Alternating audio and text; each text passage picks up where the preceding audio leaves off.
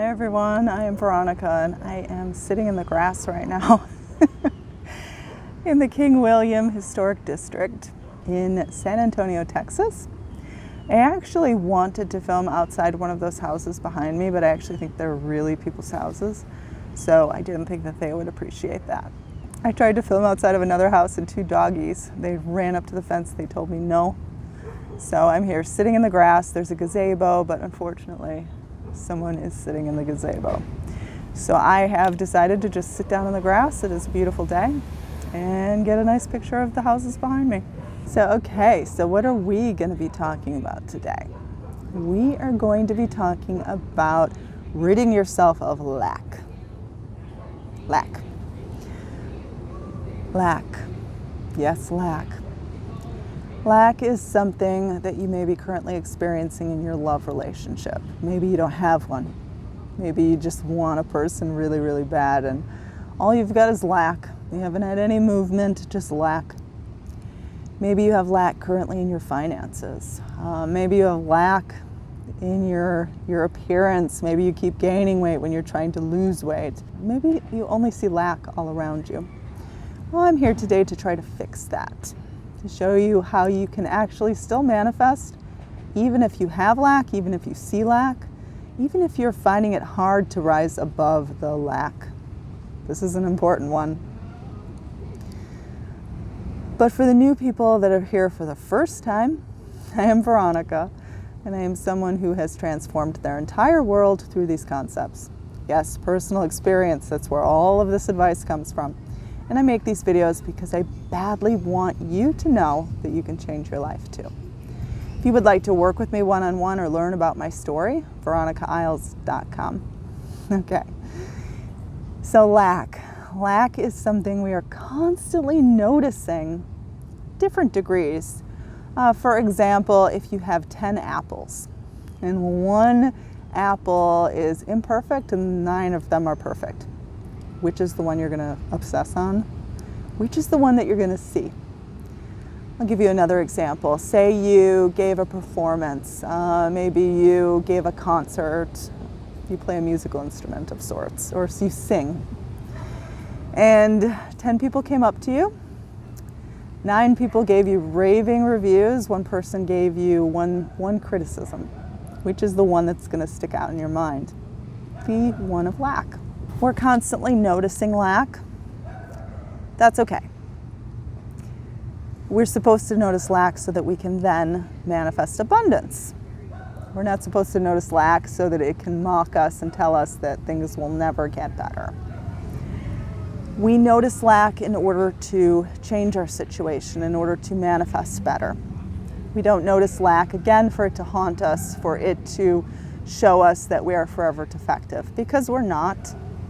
Even if you've experienced lack in a certain area of your life for a number of years, it can in fact change. Now, the key to manifesting while noticing lack is to not obsess over the lack, to not let it haunt you, consume you, override your emotions. And that's where things like meditation can help. I think that meditation, just for calming your mind, can be very peaceful, can be very relaxing, can be very beneficial. Okay, so as you can see, I changed locations. I'm now standing outside of the Ogue house, or maybe it's the Ogie house, I actually don't know. Maybe someone from San Antonio can tell me the proper pronunciation. But let me tell you, this is one busy area. I moved from the other area because there was a lady yapping on her phone, and there were dogs yapping, and there were people yapping. So this area has lawnmowers, so I will try to speak up. Okay, let's continue our discussion about lack. How you let lack not overcome you and override you and overpower you is by realizing logically, mentally, that whatever current lack you are experiencing does not have to last a lifetime. It does not have to persist, be permanent, be something that is forever a part of you. It is something that is temporarily a part of you. Again, maybe it's been a part of you for a number of years, but it does not have to remain there forever. So it's very important to recognize this and to differentiate this and to soothe yourself Again, you can notice the lack, you just can't let it control you and overwhelm you and overcome you, because it doesn't have to remain permanent. It doesn't have to be who you are forever. It doesn't have to be you. It's only lack that you are noticing. It doesn't have to be lack that is a part of you forever. And this idea always really comforts me whenever I am struggling with something, because even though I have resolved many of the big issues in my life, like I now get to spend all of my days with the love of my life, I get to thrive in my job and my income, I still have lack that I notice in other ways. You know, maybe they're not nearly as profound as some of the things I used to struggle with, but I still notice lack. Like, we never stop noticing lack. One of the best things I can do to soothe myself and to release that resistance and to calm myself in that moment is to remind myself, why get overwhelmingly frustrated? Why get overwhelmingly angry? This lack does not have to last forever. This lack is only something that is temporary. This lack is something that will, in fact, go away. Now, manifesting does not mean you have freed yourself from 100% of lack or the idea of lack. Or it does not mean that you are 100% full of belief that what you want can happen. Manifesting is about having dominant focus on a result, not how you get there, but on a result, a solution. So we focus more on solutions, less on problems. Again, lack comes to us all. So don't think there's something wrong with you if you're noticing lack all of the time. Don't think that you are doing something wrong if you are noticing that something isn't here. Manifesting isn't about being delusional and saying I have to pretend, I have to use my imaginary friend and notice that something is here when it's actually not. Instead, you want to feel comfortable in this current moment, even if there's a ton of lack. You want to feel comfortable, you want to feel comfort, you want to feel soothed. You want to do your best to not be overcome by this lack. And you try to feel as much of the time as possible as to what it would be like to have this abundant state, to have this lack be fulfilled. Not how you get there, not trying to rearrange it in your mind or figure it out, because miracles always come about in ways you never could have guessed. Like, they come about in the most unusual of ways. Like, life is stranger than fiction. It does things that you never would have guessed. So again, it's okay to have lack come into your mind. It's okay to notice things that you don't have. What's not okay is to be in a permanent, sour, bad mood of being a victim, of being hopeless, of being forever tarnished, defective, destined to be alone or to never have enough money.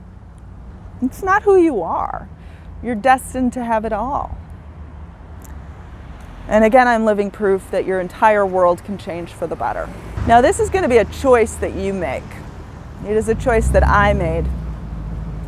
I decided that lack, that complaining, that sad despair that I was in was no longer who I wanted to be, whether or not the situations that were making me sad and full of despair still were there. That even if those situations were still there, they weren't going to decide my mood and my way of being and what I thought was going to be possible. They just weren't going to. They weren't going to dictate to me what the future was going to be. They weren't going to decide my outcomes. So it is up to you now to say, you know what, I've had enough of this. And whether or not things remain in lack for the next 3 years, I'm going to spend those next 3 years in hope and in cheer regardless.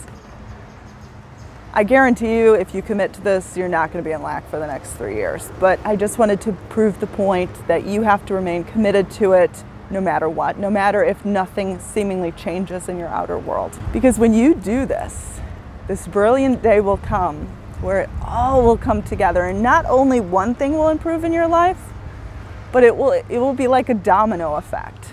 Everything will suddenly get better. Even things you didn't even think were all that bad. That's how it works. Okay. So I finished my tour of the King William historic section at the Ogue House. Maybe it's the Ogie House, I don't know. But apparently this house has a basement, which I think is really interesting because a lot of houses here don't have basements. It's kind of a northern thing. Thank you, San Antonio, Texas. Visit me at veronicaisles.com. I'm wishing you all the best. I love you all. Have a wonderful day, and don't forget to leave a comment below and subscribe.